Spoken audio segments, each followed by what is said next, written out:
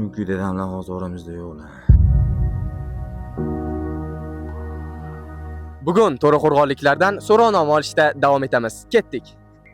Aka, agarda imkoniyatingiz bo'lganda bir kuningizni qaysi mashhur inson bilan o'tkazgan bo'lardingiz? Mashhur inson. Mashhur inson.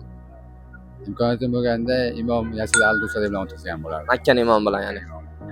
Agarda imkoniyatingiz bo'lganda bir kuningizni qaysi mashhur inson bilan o'tkazgan bo'lardingiz? Hindistonlik Shohruxxon. Shohruxxon bilan. Rahmat. Aka, agarda imkoniyatingiz bo'lganda bir kuningizni qaysi mashhur inson bilan o'tkazgan bo'lardingiz? Hasanboy Do'stmatov. Hasanboy Do'stmatov bilan. Rahmat. Aka, agarda imkoniyatingiz bo'lganda bir kuningizni qaysi mashhur inson bilan o'tkazgan bo'lardingiz? Menimcha men bir kunimni Komil Qahhor bilan o'tkazgan bo'lardim. Komil Qahhor bilan. Rahmat. Agar imkoniyatingiz bo'lganda bir kuningizni qaysi mashhur inson bilan o'tkazgan bo'lardingiz? Bir kunimni Amir Temur bobomiz bilan o'tkazgan bo'lardim. Amir Temur bobomiz. Rahmat. Aka, agarda imkoniyatingiz bo'lganda bir kuningizni qaysi mashhur inson bilan o'tkazgan bo'lardingiz? Teacher Azam bilan o'tkazgan bo'lardim. Teacher Azam bilan. Rahmat. Aka, agarda imkoniyatingiz bo'lganda qaysi mashhur shaxs bilan bir kuningizni o'tkazgan bo'lardingiz? Imkon bo'lganda Elnur bilan birinchi o'rinda Instagramda Elnur Made nomi bilan tanilgan. Ikkinchisi Mashakar Fayzullah.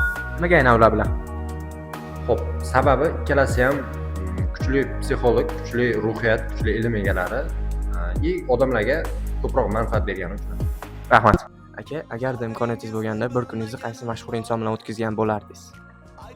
Bir kunimni qaysi mashhur inson bilan? Men dadamlar bilan bir kunim emas, butun umrimni o'tkazgan bo'lardim. Nimaga aynan dadanglar bilan?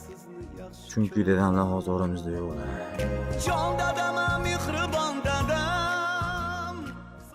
Bugungi videomizda To'raqo'rg'onliklardan agarda ularning imkoniyatlari bo'lganda qaysi mashhur shaxs bilan bir kunlarini o'tkazishlarini bilib oldik.